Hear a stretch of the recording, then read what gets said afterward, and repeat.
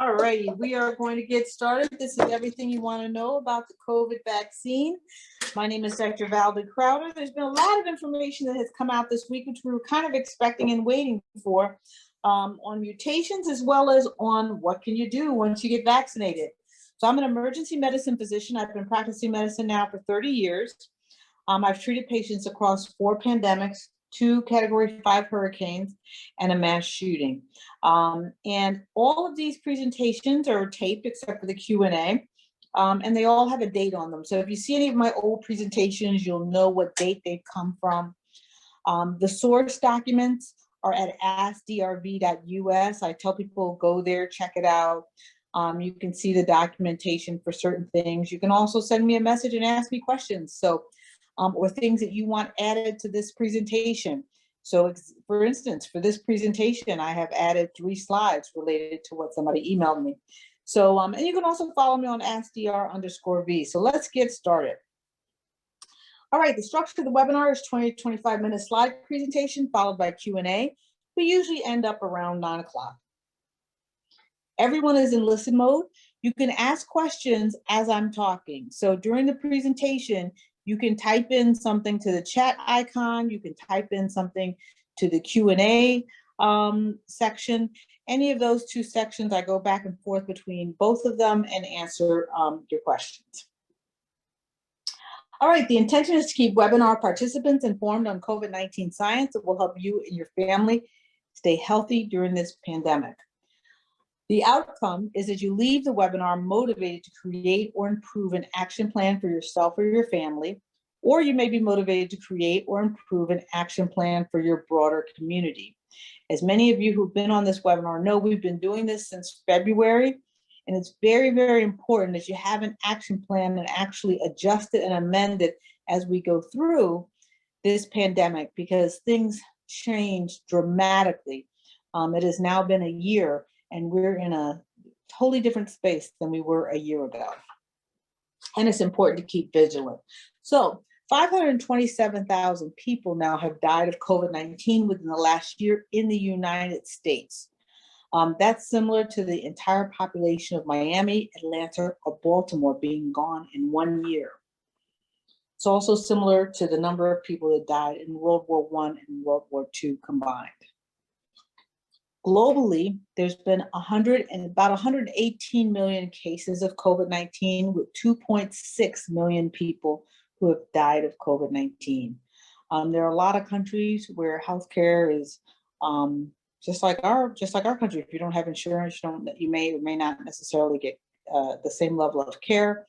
And it's devastating some of these communities in South America or Africa that don't actually have global healthcare. In the United States, we've had just shy of 30 million cases, and again, 438,000 deaths. I'm sorry, we didn't change the other slide to 438. A lot of nurses have been traumatized and tired and are quitting during the pandemic, so there's now a real nursing shortage. And that's not just for the ICUs, but it's also for the floors.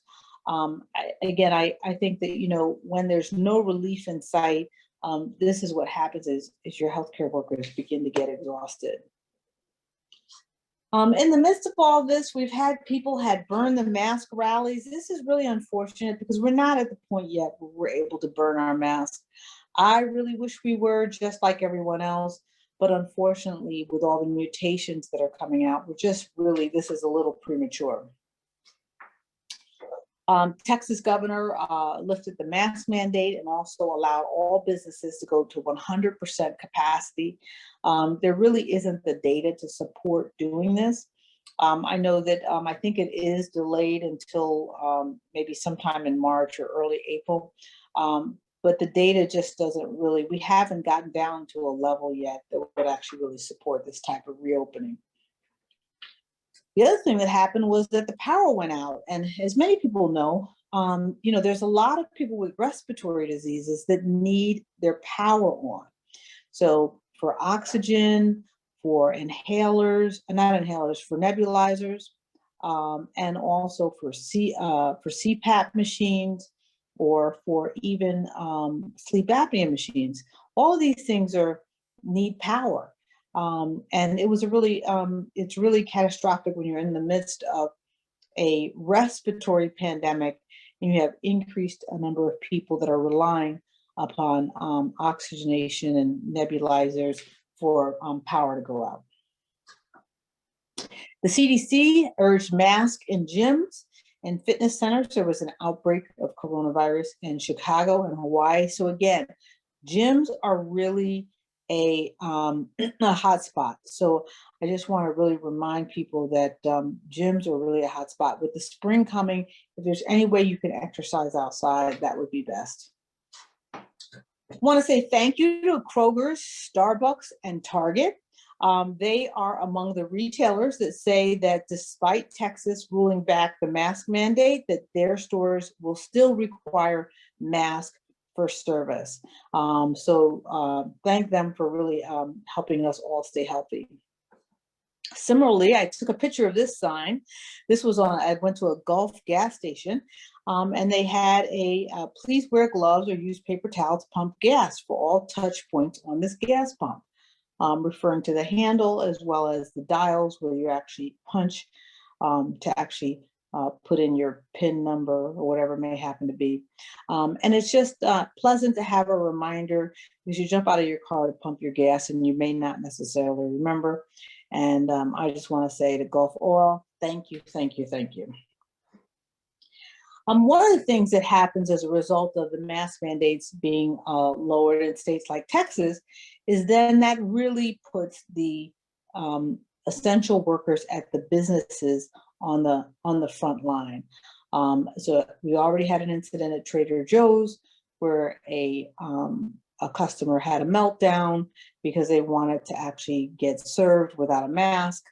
You know, it turned into a little incident. So this just shows the importance of having state or federal mandates so that our workers, essential workers in the stores, don't have to police this sort of thing.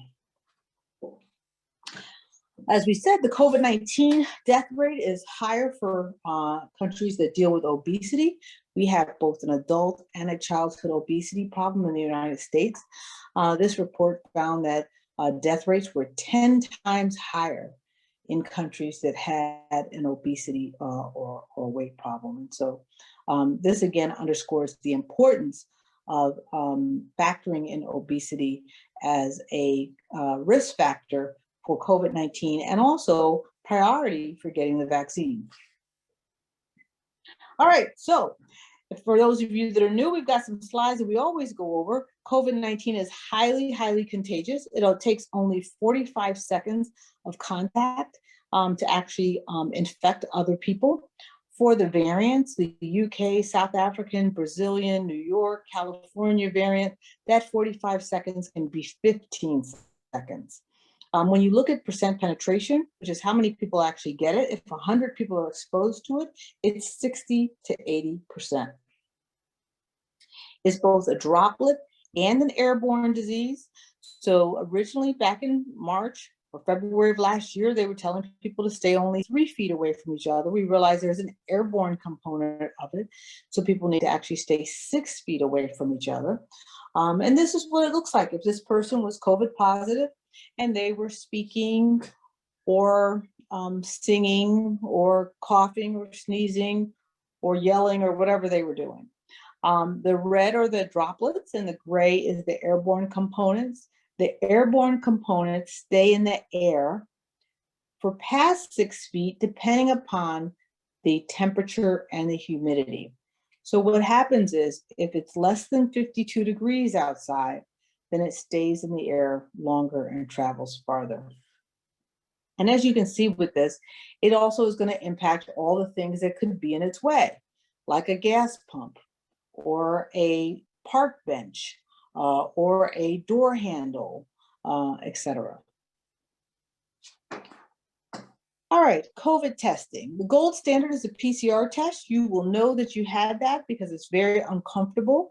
It's most accurate 8 days after exposure. It can be inaccurate if it's administered too soon or too late. The rapid test is not the gold standard. it will tell you that you do not have COVID when you do 30% of the time. So 30% of the time when you get the rapid test, it will say you do not have COVID when you do. So that test, if it's positive, it's true. If it's negative, you probably need to take another one. We talked a little bit about masks. I just show all the different ones here. The fabric masks that people had that were sort of homemade in the upper left-hand corner, those are anywhere from 20 to 30% effective. The surgical masks to the upper right-hand corner, about 30 to 40%. The KN95 is really the mask that you want to get. Those are anywhere from 75 to 90% effective. They can be found at Costco. I found them at Home Depot. I found them at Lowe's. They're on Amazon. It's easier to get the KN95. The N95 mask without the K in front of it are used for medical use. The KN95 ones are the ones that are used for everyone else. And then there's Aspirion Have Respirator. That's the silicone mask that I use when I'm actually seeing COVID patients.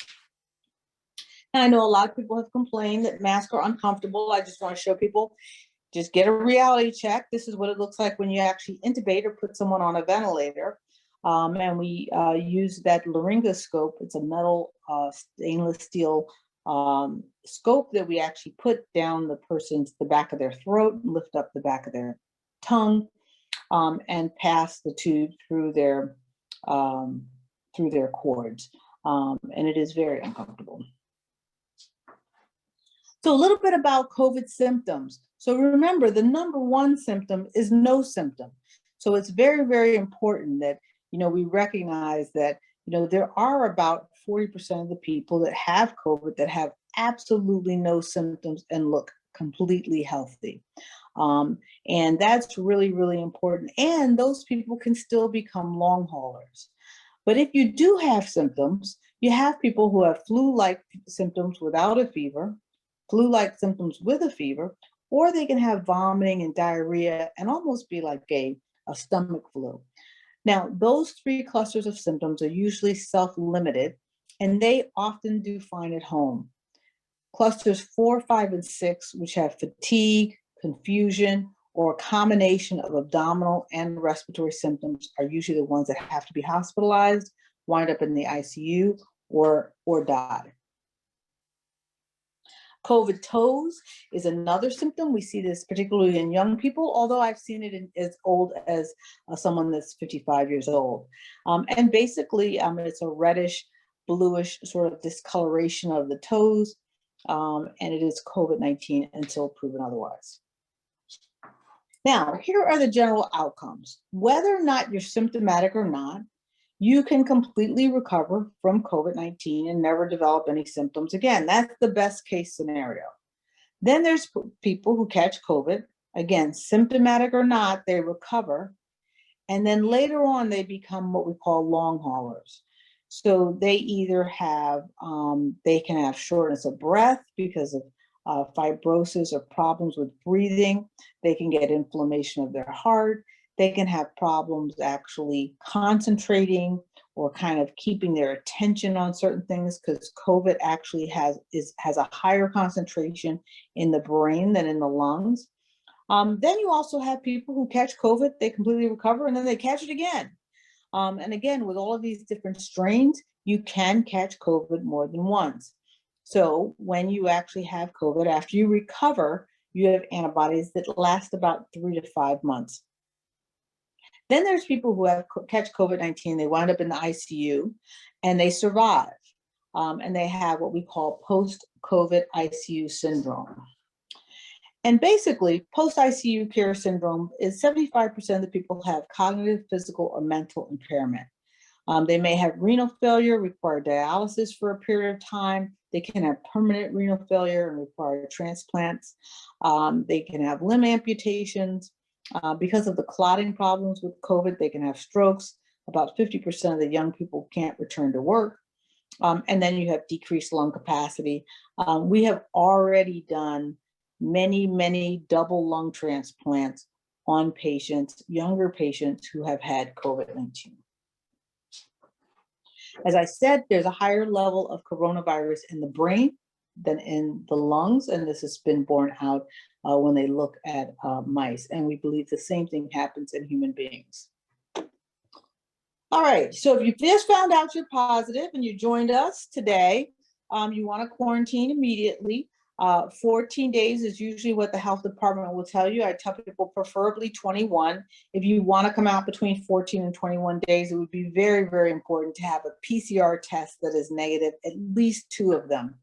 In the hospital, we consider somebody to be COVID-19 negative once they become positive if they have 2 negative tests separated by a day.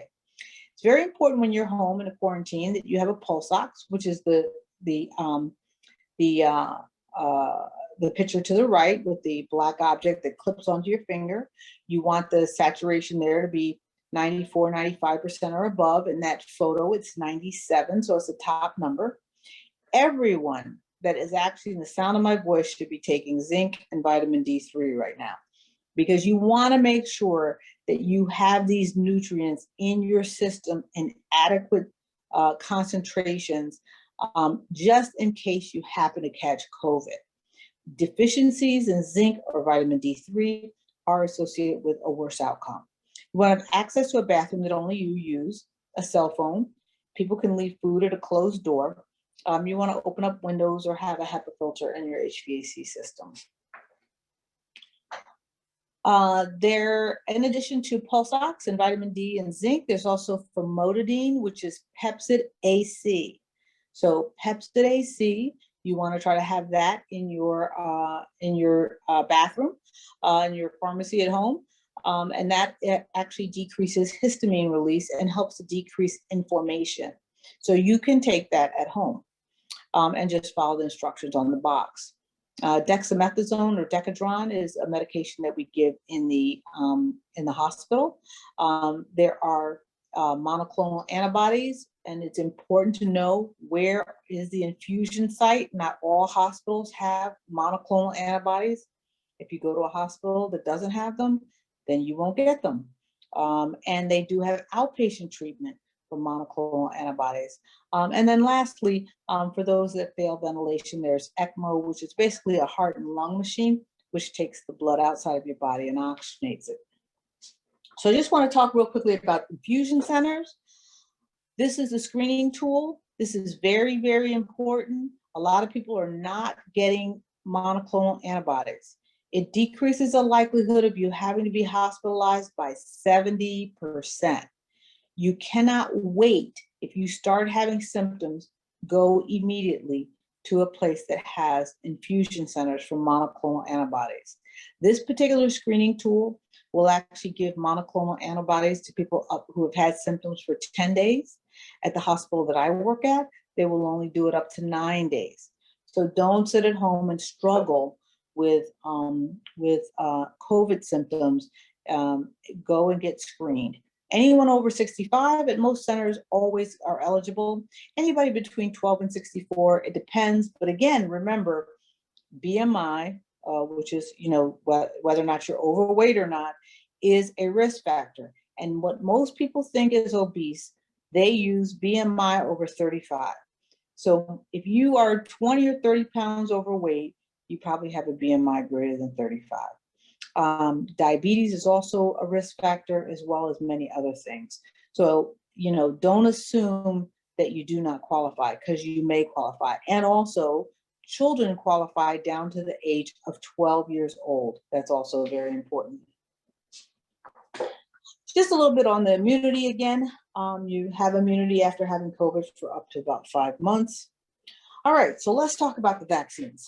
That's what everybody's been talking about. All righty, so we just to go over again, the viral RNA is inside of this fatty layer. The fatty layer has spike proteins on the outside.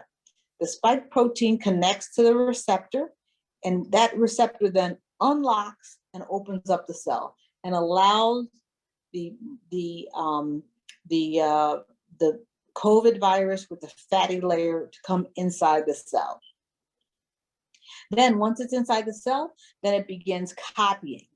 And so it's during this copying process that the virus has the opportunity to improve itself. So the more it copies itself, the more likely it is to improve itself, which is why we're seeing mutations in areas that have had a lot of infection. You're not going to see a New Zealand mutation because New Zealand has done a very good job in handling the infection, and their infection rates have been low. You're going to see a Brazilian, a UK, a South African, New York, California. So once it actually makes copies of the virus, it also makes copies of the fatty layer. Then it reformats and it goes out and hits another cell.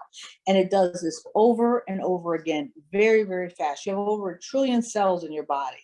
And this happens, and it's almost like a whole body infection. So people will come in with COVID and say, I feel like my whole body's on fire. So how do these vaccines work? Pfizer and Moderna use the messenger RNA approach. It's coded for that spike protein.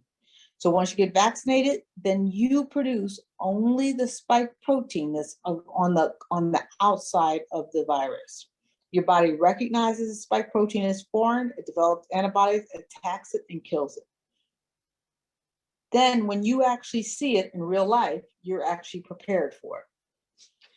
Johnson & Johnson uses a viral vector approach. So it takes adenovirus, which is a common cold, alters it so it's harmless, combines it with genetic material from COVID-19, and then teaches your body to attack the spike protein so that the virus cannot attach, and also renders it harmless.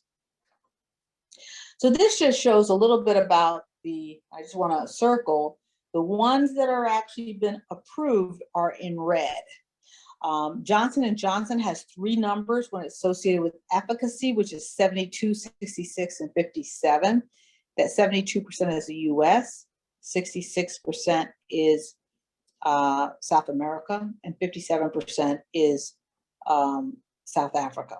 So it is important to remember that neither Pfizer or Moderna was done when there was mutations. Johnson & Johnson is the only one that was actually done when there were mutations. So you can't exactly compare Johnson & Johnson to Moderna and Pfizer.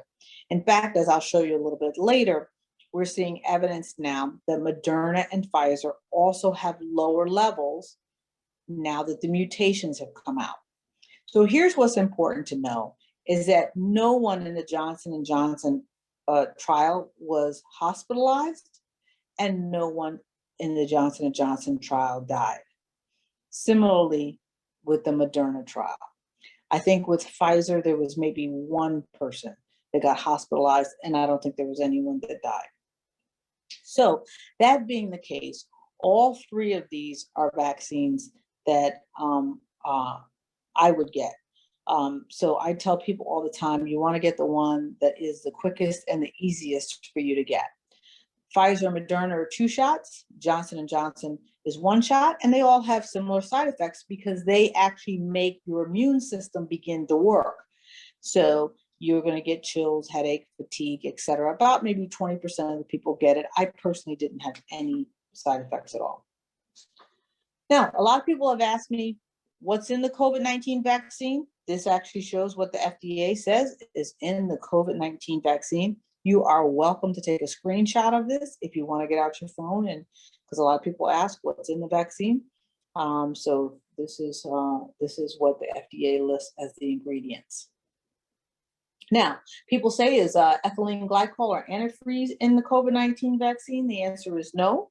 There is polyethylene glycol, which is also in lotions, creams, and toothpaste, and it helps the vaccine evade the immune system and stay in circulation longer. Now, a lot of people ask, why was the vaccine developed so quickly? It was not developed in 11 months. The vaccine actually started with SARS in 2002. And SARS actually killed about 810 people. And quickly thereafter, in 2003, they started creating a vaccine for SARS. SARS is also a coronavirus. This is the article in 2005 that was published that talks about the spike protein.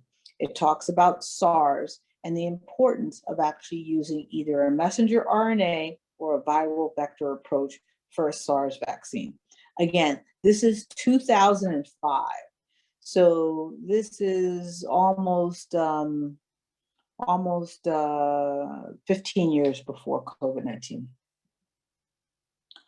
So COVID-19 and SARS are very similar. They both have spike proteins to gain entry into the cell, and they both cause severe respiratory symptoms. They also have 80% of their DNA is exactly the same. So we happen to have a pandemic that we could actually use the research that we already had on hand. So that's why we were able to actually get this vaccine out very quickly. Now, mutations, let's talk about this. We really do not have a robust genomic surveillance system in the United States.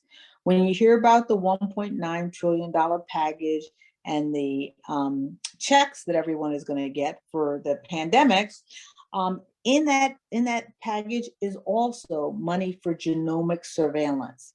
So when that $1.9 trillion bill gets signed and that money is actually then allocated, we will quickly, over the spring, begin hearing information about how much has the UK, South African, Brazilian, New York, California variant spread. So right now we don't know. We know that they're in a lot of states, but we actually don't know the percent penetration. This is just go over with you what some of the variants are. I'm going to actually create some slides where I can go over each one, but let me just tell you the most important one is the South African variant. The UK variant, which is the B117, that one is basically, it seems like the Moderna and the Pfizer vaccine do pretty well with that. It's the South African variant that has the highest likelihood of immune escape. And basically, it has a lot of different alterations and mutations to the spike protein. And it is also more dangerous in children and younger people. So we may see the trajectory of this disease change dramatically with the South African variant. There's also a Brazilian, a California. I didn't have room on here, but there's also a New York variant. And that actually is this slide. This was actually just recently noted was this variant in New York City that seems to be evading mutation. So again, once we actually get to genomic sequencing, then there'll be much more data on this. I think that, you know, this is why whether or not you're vaccinated or not vaccinated, you still want to make sure that you're taking some precautions in your masking and you're avoiding large crowds until this gets sorted out. This is an article that came out today, and it basically found that, you know, a lab was finding troubling signs for Pfizer and Moderna for them actually working, for those two vaccines working against the South African variant. Both of those companies, Pfizer and Moderna, are already working on a booster shot. Now, I got a question about this, so I added this slide. And someone was asking me by email why they got worse side effects and somebody else did not get worse side effects. So it's interesting. So we know that men and women respond differently to COVID-19. Men have been almost 50% more likely to end up in the ICU or die from COVID-19.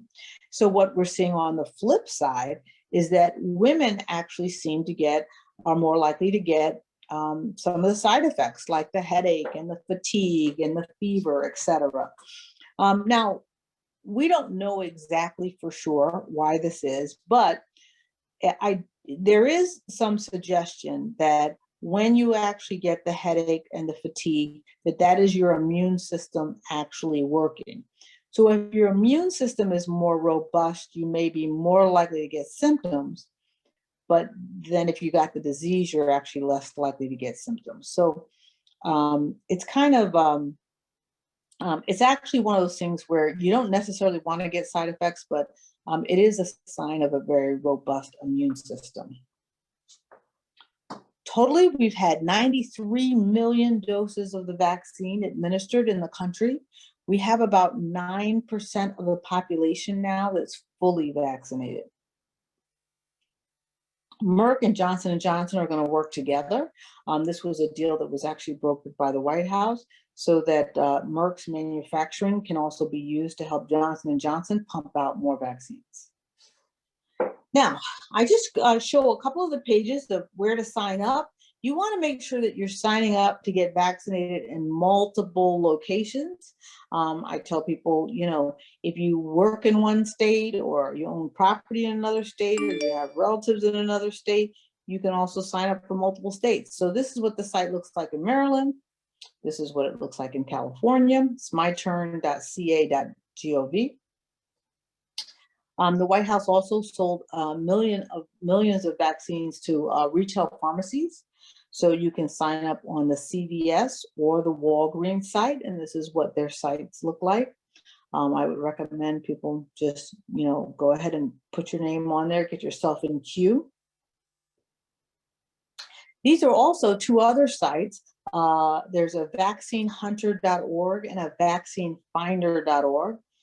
Both of these sites will help you sort of find when there's extra doses or somebody's canceled an appointment. The vaccinefinder.org site, which is on the right, is co-sponsored between CDC and Boston University. Vaccinehunter.org on the left is privately done. Now, I get some questions about who should actually get the vaccine.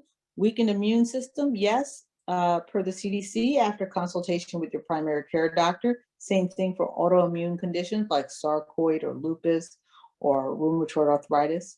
Guillain-Barré syndrome or Bell's palsy, also a yes. Pregnant or lactating is kind of interesting. It hasn't been tested in either of those settings. Now, but most OBGYNs are now recommending it. They're saying consider it after consultation with your OBGYN. And I've spoken to several of the OBGYNs, and what they're saying is that when you're pregnant or recently delivered, that you're more likely to actually catch a viral infection. So you're at a higher risk factor for getting it. And when they've actually looked at the vaccine, it doesn't look like it crosses the placental membrane. So for that reason, many of them are recommending it. But I would suggest that you, if you're pregnant or lactating, that you actually consult with your OBGYN and have that discussion with them privately. G6PD deficiency I got asked about as well, and that is also yes after consultation with your primary care physician. All right, so if you look at when you get vaccinated, so if you get the Pfizer or the Moderna vaccine, you essentially, from the day that you actually get the shot, the first 12 to 14 days, you really don't have any immunity. You start developing immunity right around the 2-week mark after your first shot. Then you get your second shot either 21 or 28 days later, depending upon if you're doing Pfizer or Moderna. And for Pfizer, they're saying you have full immunity 7 days later. For Moderna, they're saying 2 weeks later. For any CDC protocols, they are actually stating that full immunity is 2 weeks after your last dose. So what we're seeing now in other countries where they have actually vaccinated, over 50% of their population, we're now seeing that 97% of their COVID deaths are people who were not vaccinated. So again, this COVID-19 is still going to be spreading. You really want to make sure that you're amongst the vaccinated because we are going to begin to see this really hit the people that are not vaccinated. This is a race. We want to get this all done as soon as possible. This is really, I think between now and the summertime, we should see a dramatic difference, certainly by the fall. Now, again, when are you fully vaccinated? You're 2 weeks vaccinated after your last shot. This is the news for this week.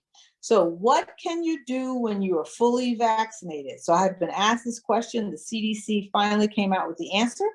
So if you were fully vaccinated, which means 2 weeks after your last dose, you can visit with other people who are fully vaccinated indoors without wearing a mask or staying 6 feet apart. So that is like hallelujah. So if you have other fully vaccinated family members, they're still recommending that, this is, a couple of people, not 20 people. But, assuming you have, a smaller family, that you can get together with other fully vaccinated people indoors without wearing a mask or staying 6 feet apart. You can visit unvaccinated people from one other household indoors without wearing a mask or staying 6 feet apart if everyone in the household is low risk for severe disease. Now, I would recommend that you actually wear a mask indoors because you really don't know who's at low risk or who's not at low risk. Many times when you're dealing with other households, you really do not know who has risk factors. So I would recommend a mask, but this is what the CDC says. Third, you can refrain from quarantining and testing if you come in contact with someone with COVID-19 but do not have symptoms. Now, I know they're doing this already at our hospital. So if we come in contact with people that have COVID-19, and in some situations, even if we test positive, if we do not have symptoms, they are not recommending that we quarantine. And sometimes in some situations, not even testing. So these are the criteria from the CDC, came out today. Now, here's what they're telling you to continue to do if you're still vaccinated. So continue to wear a well-fitted mask, continue to stay 6 feet from people that you don't live with, avoid medium and large size in-person gatherings, get tested if you're experiencing symptoms, follow the guidance of individual employees, follow the CDC, the health department, and travel requirements and recommendations. So those are the things you need to continue to do if you are fully vaccinated. So, I mean, this is actually, for those people that are fully vaccinated, to be able to get together for a small dinner party or a small family gathering with other vaccinated people will really make a difference in the quality of your life. We feel like we've all been away from each other for so long. My photos, please continue to send me my photos of those folks. I've got some folks now that are on their second shot, which is great, great, great. So continue to send those photos. All right, let's go to Q&A.